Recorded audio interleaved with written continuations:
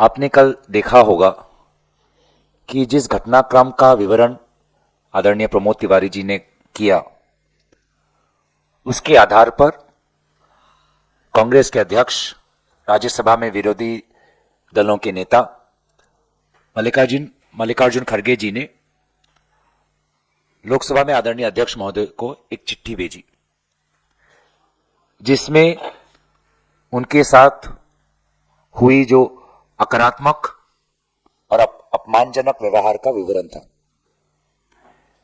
मैंने भी अध्यक्ष महोदय को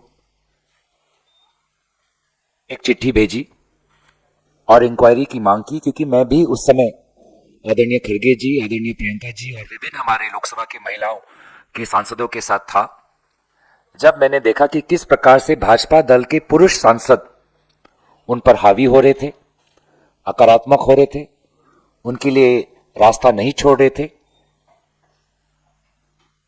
और मैं तो प्रियंका जी की साहस का मैं तारीफ करना चाहूंगा कि वे निडर रहे। जो महिलाएं सांसद थी, जो थोड़ी घबराई हुई थी, उनका संरक्षण दिया, उनको हौसला दिया और चट्टान की तरह वो खड़े रहे। लेकिन संस्कृति की बात करने वाली भाजपा के पुरुष सांसदों ने ना उनके लिए रास्ता छोड़ा, उनके रास्ते में रुकावट की तरह बने रहे। और जैसे कि आदरणीय प्रमोद तिवारी जी ने कहा कि बार बार अपने हाथ में जो उनके स्टिक्स थे, लकड़ियां थी जिसमें उनके बैनर्स लगे हुए थे, उछाल रहे थे और इतने नजदीक आ गए थे कि कभी भी कुछ भी हो सकता था। इतना कुछ होने के बावजूद भी आदरणीय खड़गे जी ने चिट्ठी भेजी, आदरणीय हमारे तरफ से भी चिट्ठी गई कि प्रियंका गांधी जी, लोकसभा के महिलाओं सांसदों पर ऐसा कल हुआ। उस चिट्ठी का कोई जवाब क्यों नहीं? ना सदन के अंदर कोई जवाब, और जो एफआईआर दर्ज किए गए ना उसका कोई जवाब। अगर उनको लगता है कि एफआईआर से आदरणीय राहुल गांधी जी झुक जाएंगे, ये उनकी गलतफहमी होगी। राहुल गांधी जी, कांग्रेस पार्टी, बाबा साहब अंबेडकर के प्रति जो अपमानजनक शब्दों का व्यवहार अमित शाह जी ने किया,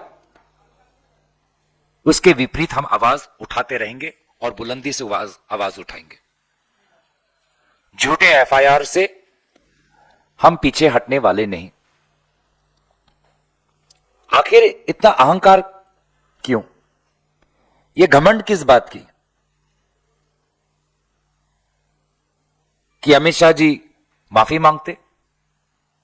यह घमंड किस बात की कि नैतिक जिम्मेवारी लेकर वो अपने पद से इस्तीफा देते?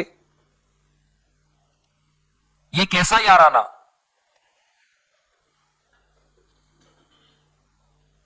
जिससे प्रधानमंत्री मोदी जी विवश होकर अमित शाह जी के अपमानजनक बातों को समर्थन दे रहे हैं। तो शब्दों का चयन और जिस वाणी में उन शब्दों का उच्चारण हुआ, ये सभी ने देखा।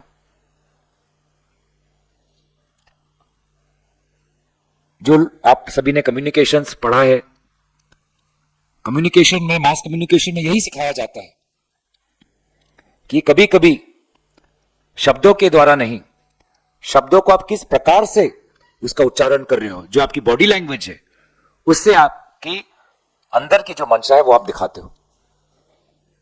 तो अमित शाह जी चाहे जितना भी कोशिश करे उस 12 सेकंड को छुपाने की, वो 12 सेकंड अब भारत के लोगों में समा चुका है, उसको वो मिटा नहीं सकते। और ये 12 सेकंड उन पर आने वाले दिनों में बहुत भारी पड़ने वाली है। तो बाकी सब चीजें आदरणीय प्रमोद तिवारी जी ने इस वक्त कही है। अगर मैं संक्षेप में कहूं कि लोकसभा चुनाव, इस लोकसभा पार्लियामेंट के प्रारंभ में बहुत सकारात्मक भूमिका से कांग्रेस पार्टी आगे बढ़ी थी कि शीतकालीन सदन के अंदर सारे विषयों पर बातचीत हो। ये बातें हमने बार बार फ्लोर लीडर्स की मीटिंग में की। और मैं तो धन्यवाद करना चाहूंगा आदरणीय खड़गे जी का, आदरणीय राहुल गांधी जी का, कि दोनों ने चिट्ठी के द्वारा दरखास्त की कि लोकसभा और राज्यसभा में 2 दिन की चर्चा हो। इन दोनों नेताओं की दरखास्त के बाद ही संविधान पर 2 दिन की चर्चा हुई, नहीं तो यह भी नहीं होती। और ये 2 दिन की चर्चा होने से ही हमको पता चल गया कि भाजपा में अमित शाह जी के अंदर, आदरणीय नरेंद्र मोदी जी के अंदर बाबा साहब अंबेडकर के प्रति कितनी सम्मान है। जो असलियत है वो बाहर उभर कर निकल गई। अडानी के मामले से वह भागे। मणिपुर को लेकर प्रधानमंत्री मोदी जी ने अपने 2 घंटे के भाषण में कुछ कहा नहीं। सभी को लेकर आदरणीय निर्मला सीतारामन जी ने, सभी चीफ माधवी बुच को लेकर कुछ बातें की नहीं। और संविधान पर जब चर्चा हो रही थी तो उन्होंने अपनी मानसिकता दर्शाई। जैसे कि आदरणीय प्रमोद तिवारी जी ने कहा, एक फांसीवादी। पूरे इस शीतकालीन समय में हमने भी कितने बार धरना प्रदर्शन किया है, लेकिन कभी भी अगर कोई भाजपा का सांसद आ रहा होगा तो उसके साथ कभी भी हमने अपमानजनक या आक्रामक व्यवहार हमारे तरफ से नहीं था। हमेशा मुस्कुराकर और सम्मान से हम उनका संबोधन करते थे। लेकिन कल जो हमने देखा, जो मैंने खुद देखा, प्रियंका गांधी जी के साथ संजना जाटव थी, वर्षा गायकवाड़ थी, सुरेश प्रतिभा धनोरकर थी, मल्लिकार्जुन खड़गे थी, वो विवश हुए कि उनको सीढ़ी सड़क पे बैठना पड़ा। तो सचमुच बहुत ही दुखद। और उसके ऊपर जो इंक्वायरी अब आज तक नहीं हो रही, सीसीटीवी कैमरा आज तक भी हमने नहीं देखा, तो कहीं ना कहीं जो छुपाना चाहते हैं वो हम पे पता चल रहा है। दोबारा मैं कहना चाहूंगा कि ये जितने भी ध्यान भड़काने की कोशिश करें, वे 12 सेकंड भाजपा और अमित शाह जी पर बहुत भारी पड़ेंगे। हमारी बस यही, जो मैं अंत में मांग यही है, जो हम we are always saying that home minister should resign, apologize for hurting the sentiments of so many Indians who hold Dr. Baba Saheb Ambedkar and the Indian Constitution in high regard. And it is unfortunate that the Prime Minister, instead of asking the Union Home Minister to resign, instead of asking the Union Home Minister to apologize, the Prime Minister is supporting the Union Home Minister. The Prime Minister should also feel some regret and express his regret in front of the Indian public. Thank you.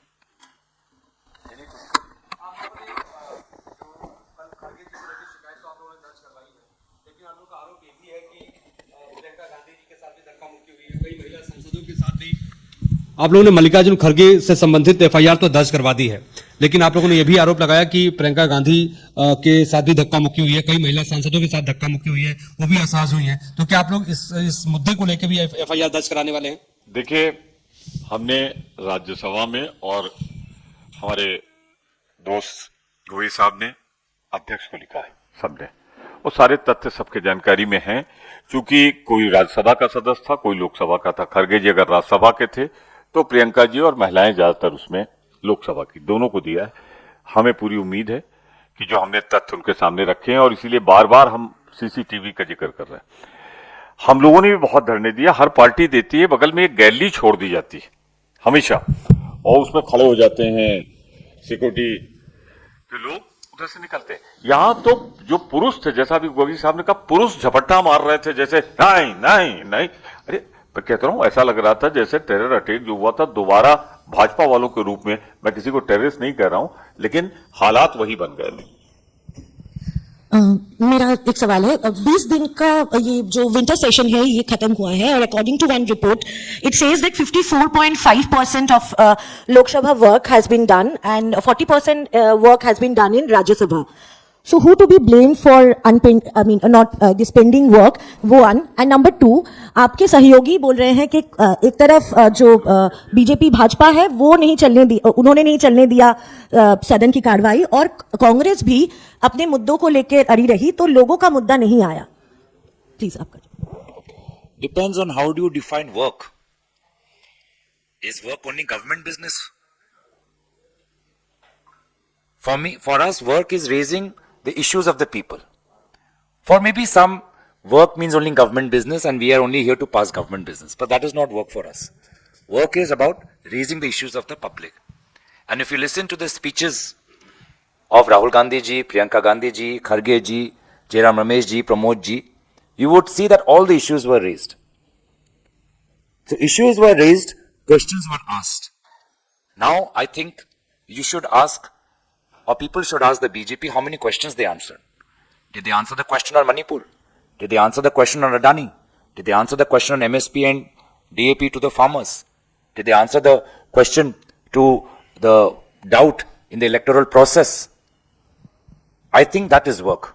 When government is asking or is answering the questions and opposition is asking. So we saw the opposition asking that. There's not a single question you can say that the opposition did not raise. But you may ask the government, how many did they answer? I think the opposition did its work, but not the government. Sir, आप लोगों की शिकायत पर FIR तो अभी तक दर्ज नहीं ही हुई है। क्या लोकसभा के स्पीकर या राज्यसभा के चेयरपर्सन, चूंकि इन लोगों से भी आप लोगों ने शिकायत की है, मुलाकात हुई होगी आप लोगों की, इन लोगों ने जो कल घटना हुई सामने आई उस पर उन दोनों की क्या प्रतिक्रिया थी? खासतौर पर स्पीकर की तरफ से अगर कोई प्रतिक्रिया आप लोगों को मिल पाई हो, क्योंकि चेयर से तो कहा गया कि गेट्स पे प्रोटेस्ट नहीं करना है, लेकिन जो कुछ हुआ, जो आप लोगों का एलिगेशन है, उस पर उन्होंने क्या कहा, आप लोगों की अगर बात हुई हो? देखिए, आज तो आपने देखा होगा कि हमने अपनी बातें उठाई, हमने चिट्ठी के द्वारा हमने अपने पूरे बातों का विवरण किया और लोकसभा में जैसे ही एडजर्नमेंट हो गया तो हम बाहर आ गए। तो स्पीकर से मिलने का अवसर आज तो हमें नहीं मिला। हम आशा करेंगे कि भविष्य में हमें उनसे हमारे कंप्लेंट पर कोई उत्तर मिले। सर सर, आप लोगों की कंप्लेंट जो थी उस पर एफआईआर तो दर्ज नहीं हुई है, लेकिन उसमें जो भी अभी लीगल एडवाइस लिया जा रहा है, क्या इस मामले को आप लोग कोर्ट तक लेकर जाएंगे कि एफआईआर क्यों दर्ज नहीं हुई है कांग्रेस की कंप्लेंट पर? हमारे सारे विकल्प खुले हुए हैं। मेरी समझ में नहीं आता कि सुप्रीम कोर्ट की गाइडलाइन, सुप्रीम कोर्ट के कई फैसले के बाद कि वादी की तरफ से एफआईआर लिखाने पर क्यों नहीं लिखी जाएगी। थोड़ा वो विलंब कर सकते हैं। अब अमित शाह जी ने रोक दिया हो, तुम नहीं कह सकते, वरना ये होगा। और एक बात बहुत क्लियर, जो दो बात हमने और गोगोई साहब दोनों ने कही है कि सिर्फ हाउस की प्रोसीडिंग नहीं इंस्टॉल की, हमारा अंदर जाना नहीं इंस्टॉल किया। उन्होंने जिस तरीके से झूठ बोला है इस घटना को लेके, मेरे ख्याल से अभी पता नहीं बेहोशी से वो होश में आए कि नहीं आए सांसद जी, मैं उनके शीघ्र स्वास्थ्य लाभ की कामना करता हूं।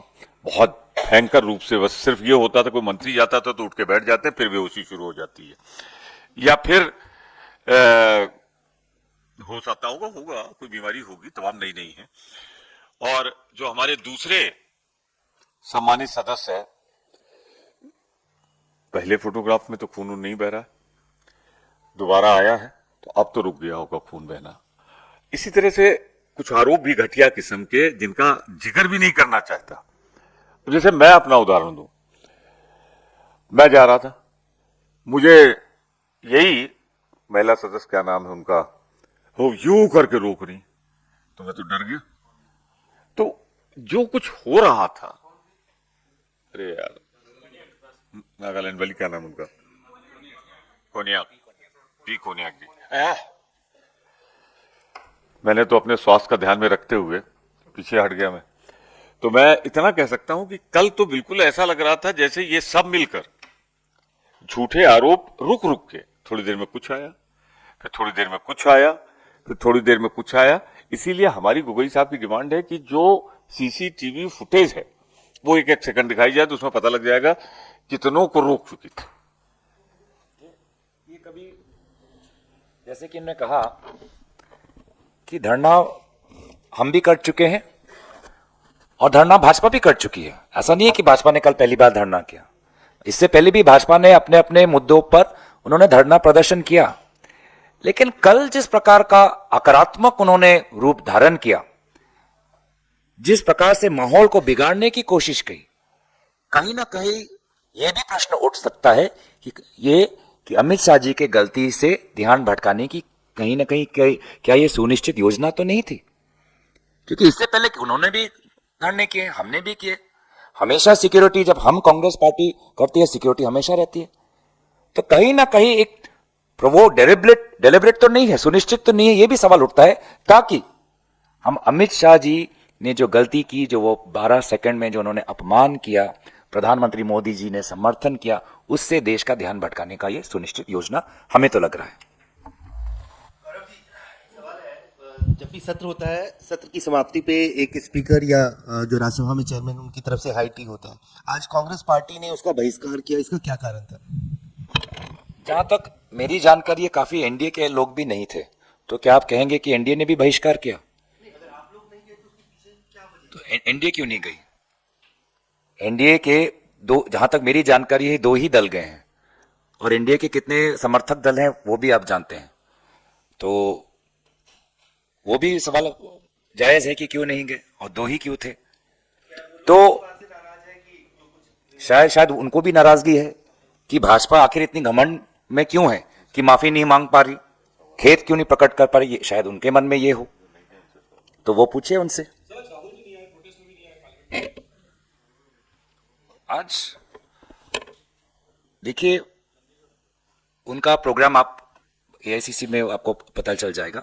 हम आज आए हैं कि पार्लियामेंट को लेकर क्या है, लेकिन मैं कहना जरूर पड़ेगा कि जो झूठे एफआईआर और उनको बदनाम करने की जो कोशिश की जा रही है, देश जो विजुअल्स देख रहे हैं वो समझ रहे हैं कि राहुल गांधी जी को भाजपा और बदनाम करने की जो साजिश है, इसमें भाजपा सफल नहीं होने वाली।